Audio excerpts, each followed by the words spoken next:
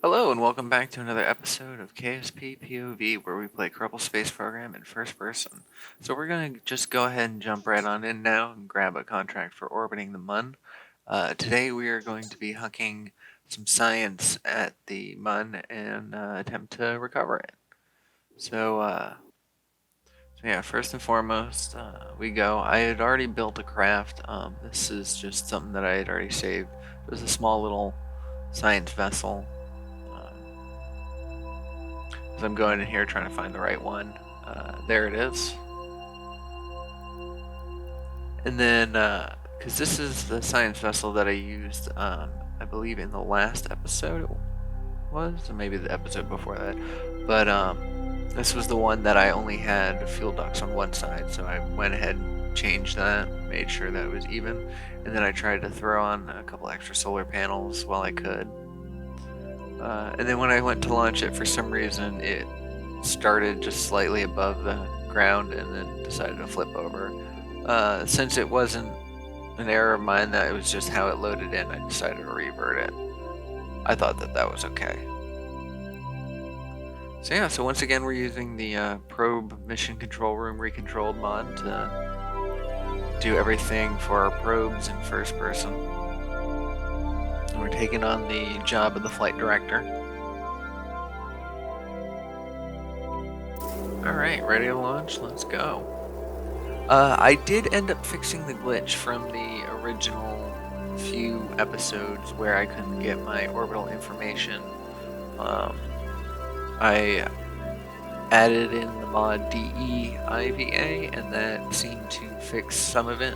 Some screens still, I will get the NAN symbol saying that, I can't, the information's not there, or whatever. But for the most part, it's been fixed. So yeah, so it's just going to be a typical takeoff. We've got the engines and the fuel tanks to make things easier now. Now we've unlocked a lot of tech. So I'm actually going to fast forward through a lot of these ascensions. Once we go ahead and decouple these side boosters, I'm just going to skip ahead. So now I'm just checking my contracts to see what I can do. There's going to be a flyby of the Mun, explore the Mun, and then orbit the Mun, but we're not going to end up orbiting. We're just going to try to do a flyby. Just grab some quick science, fast and dirty, and get it back home.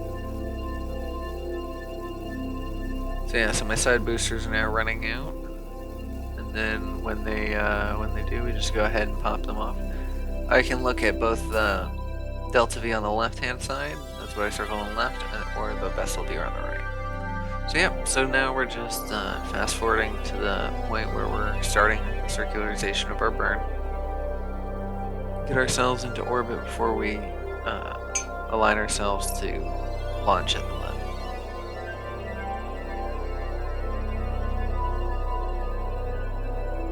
If you see there in the apoapsis and the periapsis and the inclination and eccentricity, all of those are reading as NAN and not giving me any information for that. I don't know why that's doing that. I didn't have that problem before I, uninstalled the mods and reinstalled them. So you would think that it would actually be less of a problem if I was on a more recent version.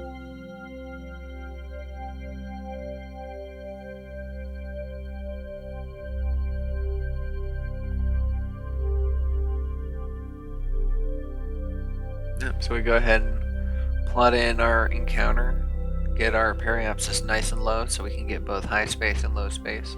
And I'm adjusting my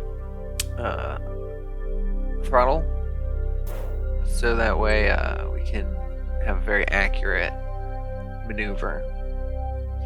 So I went and staged the fairings and popped open the antenna. Once again, I only have one communications dish on it, and it's pointed towards active vessel, so it is useless.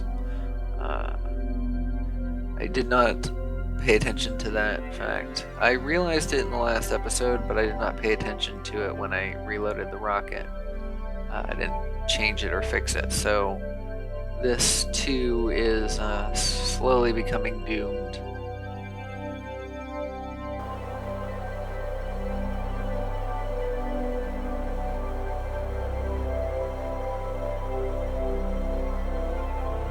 So now we're just burning pretty easily out to the mud. I have Flight Computer taking care of it. That's that window open up in the top left. That's from RemoteTech. But it's just handling our burn. It's going to do our shut off. It's not always perfect. It's always a good idea to come in here and check its work. And as you can see, it's sending us directly into the planet. Or the celestial body, the mud. So I go ahead and just bring myself out a little bit. I'm going to do it a little too much, so I flip around and angle myself down so I can bring it to a nice 22,000 meters. 2,200 meters? No, it must be 22,000. I can't exactly read the numbers on the screen from where I'm at right now, so you'll probably have a better idea of whatever it says than I do. So if I say the wrong number, just chalk it up to bad vision.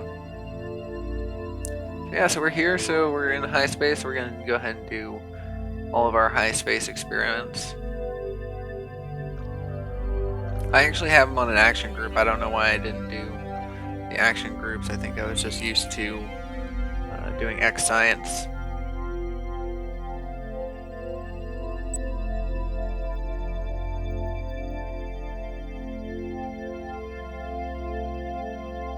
So yeah, so now it's just a matter of passing by, and I have lost signal because not only am I on, or I wasn't on the far side of the moon.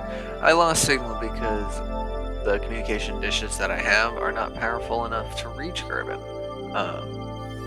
I knew that at some point I would lose signal, but I was expecting to regain it at some point, and as I soon find out, even at my periapsis, it's too far to gain signal. So this probe is now dead. I don't know what else to do, so I decided to just head right back to the KSC and try something else. So let's go. So here I have a second attempt. This, however, is just going to be orbiting Kerbal. This is just to grab some science because I haven't really done all these experiments in low Kerbal orbit. And I also had that contract to establish stable orbit and return with a probe. So this flight is half to fulfill that contract and the other half to get as much science as we can while doing it. And hopefully with that science we can unlock something that will help us in our Munshot, getting all that science from back there. So now once again I'm just going to go ahead and skip ahead to our circularization burn. The ascents, the takeoffs, they're all pretty standard now.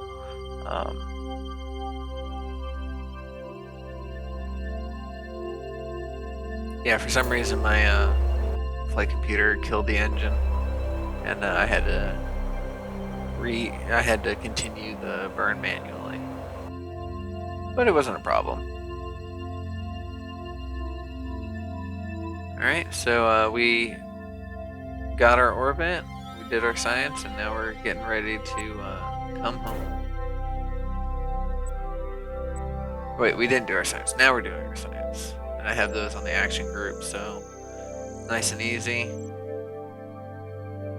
Then we programmed our maneuver into flight computer. We're just going to go ahead and speed up, fast forward to the time when we do it. Fairly easy, set to come back home. Textbook.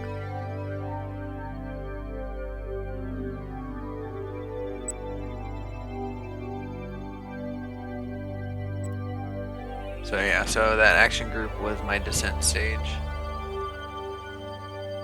So my radiators are active, my communication dishes are retracted.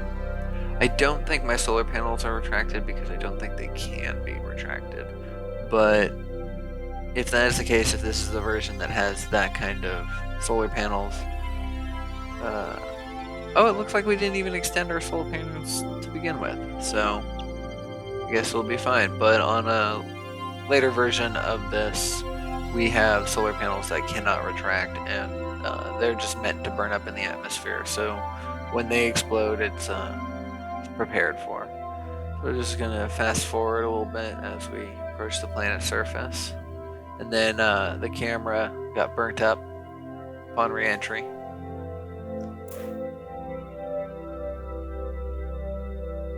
Separated, getting ready to deploy our chute, and there we go.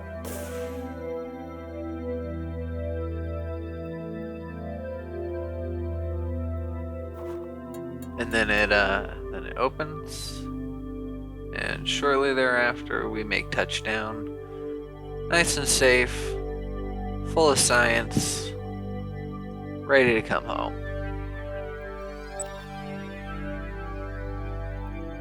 There we go. And so I go ahead and just do the science for the area because I hadn't landed in this biome before. Then we passed that contract. So it's nice to complete something after that first failed moonshot. So now between that part and this part, I attempted to send out another satellite in between the science unit and Kerbal to try to relay the signal over to get to it, but alas, again, the communication dishes weren't strong enough. So with the science that we gathered from the low Kerbal orbit, I may end up making that mistake quite a bit because I am also working on another save file that has the real solar system mod installed. So in that playthrough, which I may end up making a series on, depending. But in that playthrough, I am actually over Earth. The whole solar system is represented there: Mars, not Eve, but Venus. Not Jewel, but Jupiter. So yeah, I may end up, from now on, I may end up mistaking it and calling it low Earth orbit. So for that, I apologize. But at least for this series, we're still going to be sticking with standard Kerbal planets. But anyways, with the science that we got from low Kerbal orbit, I go ahead and lock a new set of communication dishes, which I promptly forget to put onto this probe. Go ahead and complete everything, and then forget the main reason why I made this a new one instead of just reusing the same one. But yeah, those are the solar panels that don't retract. So once again, just making a stage similar to the one, or a vehicle similar to the one that I had before. 3 of those tall tanks, 2 of those tanks for boosters, swivel engines, symmetry, fuel ducts, tail fins. A lot of these, from this point on, a lot of rockets are going to end up being very similar. Once we use larger diameter tanks, we're going to basically stick with those from this point on, or from that point on. Yeah, and then I put a camera there for liftoff and some launch stabilizers. And then once I get to the launch pad, that's when I realize I don't have the dishes. So I go ahead and come back and throw those on. And now those dishes have a much higher range. 90 millimeters, I think? Maybe 200 millimeters. Either way, it's enough to reach the Mun and back. So I'm feeling a lot more hopeful about this mission. But I do throw on extra side boosters and do some asparagus staging just for good measure. just to have a little extra fuel when we come back, and if we get into a ridiculous orbit, we can lower it without having to do gravity assists or anything like that. Because again, even though I know I have stronger communication dishes, I'm still wary about losing signal and then losing another science probe full of science out into our orbit. So standard takeoff, the only difference is the decoupling of the additional side boosters, but they come off pretty easily. We're going pretty solidly into our prograde, so they don't smash against the rocket or anything. And just like before, we're circularizing our orbit, nice and easy, 150 kilometers.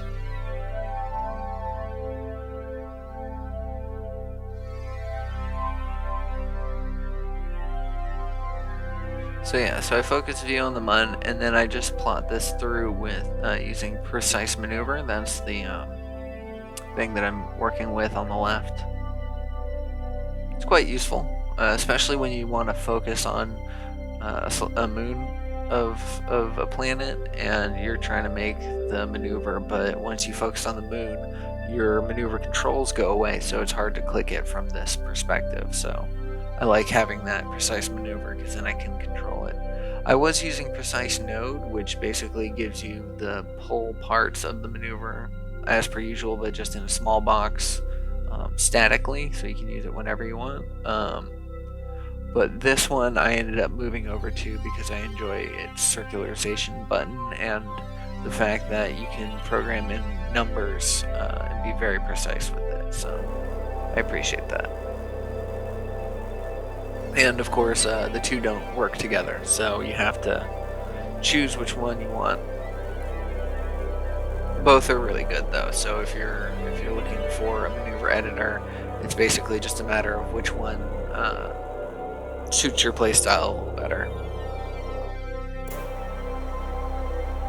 So our first stage basically almost gets us all the way there, and then our upper stage gets us our encounter and is basically completely full to bring us back home. Because again, we're only doing a flyby.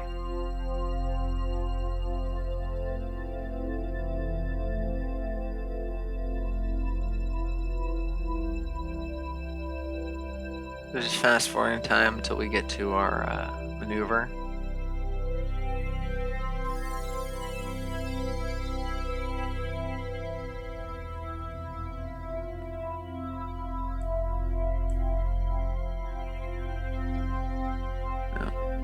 And then just want to make sure that I have everything nice, and then plotting in a correction burn to try to bring our periapsis down once again to get into low space.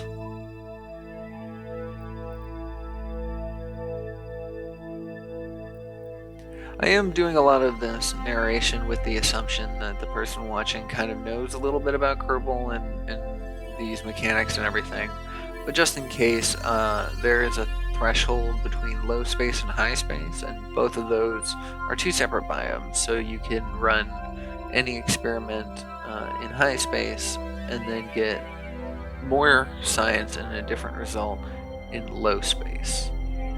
And then there's landed at all the different biomes, but when doing a flyby, I always like to aim for low space because then you can hit both high and low on your journey.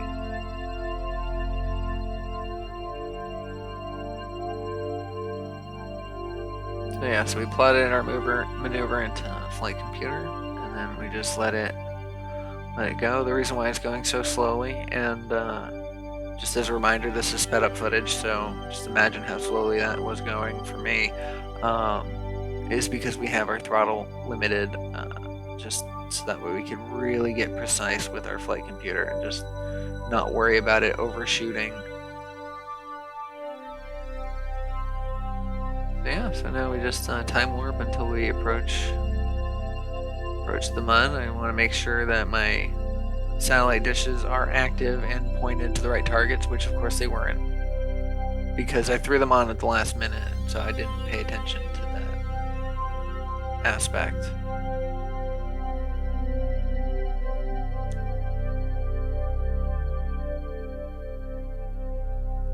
And now, this whole time I've been purposely not going into EVA mode with these crafts. I haven't taken a look at the MUN yet because I want our first look to be through the whole cams, to be as though we're seeing it in the control room for the first time. So with this, since I have connection, I decided to go ahead and complete the orbit, the MUN contract, with it. So it's more than just a flyby, but it's just barely in orbit. We just barely connect, and then once it qualifies, we're going to split it back open and be on our return trajectory. So I went ahead and did the science for high space. And then I'm just warping down into low if I can. Trying not to go too far because I'm only, I believe, 22. I'm not very far into low space, so I can leave low space very quickly and miss the opportunity to collect all that science. So I'm keeping an eye on that log right there. And we get to see the MUN for the first time using our cameras. It's quite exciting. It's a milestone in this space program. I had never seen it this close before. And even though it's through our images, it's beautiful. So yeah, so now that we're in low space, we go ahead and do our experiments once again. Go ahead and collect massive amounts of science.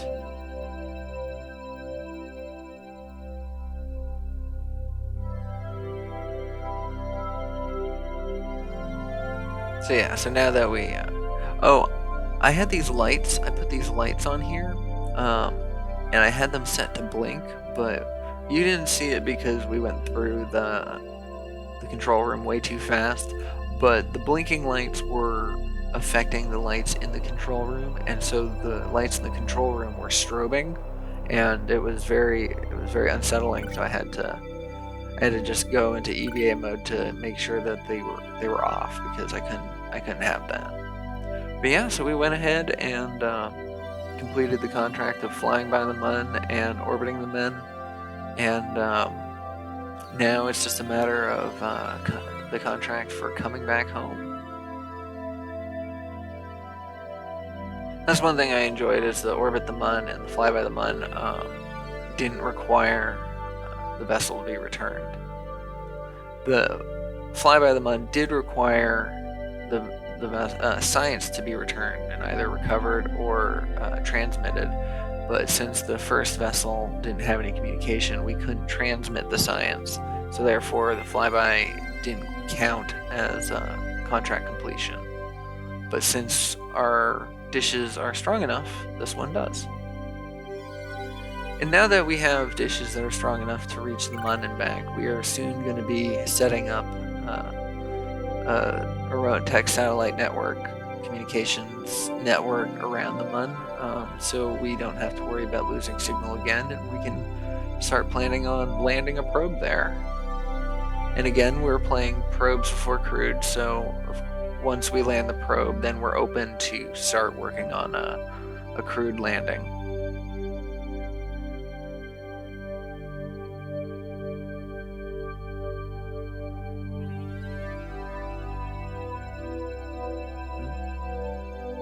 So at my periapsis, I go ahead and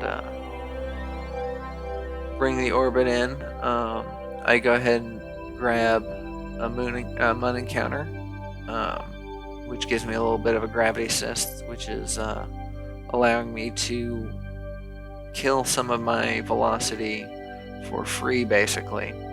The gravity assist did put me within the planet, but within the body, so I was going to be on a crash trajectory, so I just made a little course correction while I could. Went radial out. Did radially out. That was the best choice of action there.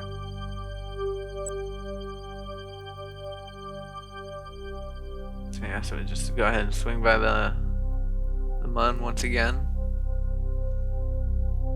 Get ejected out.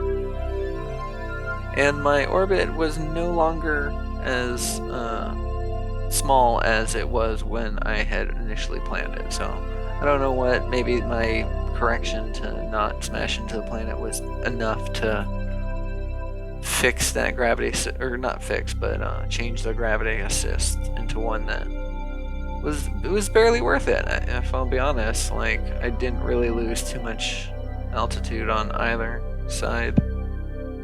So now I'm just going to go ahead and do a manual retrograde burn to bring down my orbit.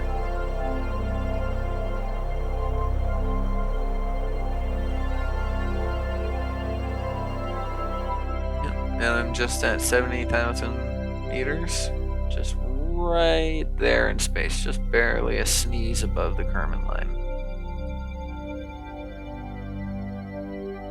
So then I plot in a circularization and landing burn. So not only is it going to bring my apoapsis down, which is going to slow down my velocity going in tremendously, because I'm going very fast at this point. But I have enough fuel to basically just brute force that orbit down, and then bring it within the atmosphere to do my landing all in one burn.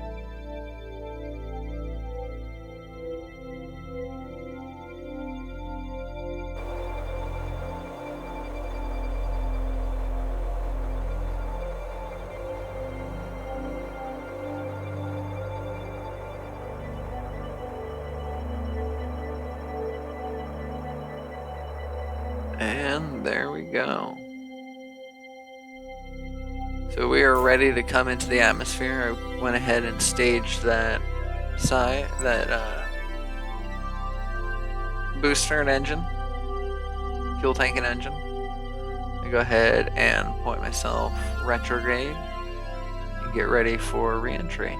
Once again, those solar panels are going to be ripped off, and that's planned for. There's nothing we can really do about that because we don't have access to retractable solar panels yet.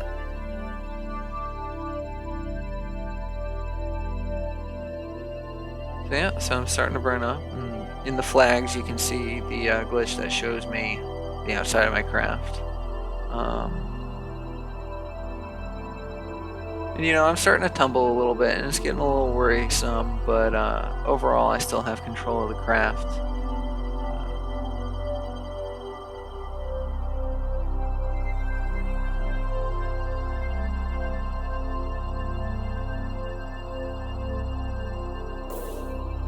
And then there goes the solar panel. There goes the other solar panel. And it is a little worrisome that we're coming down prograde instead of retrograde, but we're jamming on the keys to force a little bit of a maneuver, and hopefully we can start tumbling and readjust our position. But that's when my computer decided to crap out. The game completely froze at this point, and I was unable to recover it, and so that is the end of this episode. We will be coming back in the next one. We'll see the results of where the Munshot went. We'll also be working on the satellite network soon, and stay tuned for more information about the RP1 series that may be coming. Anyways, thank you very much for watching. If you liked it, please give me a thumbs up, and I will see you in the next one. Take care.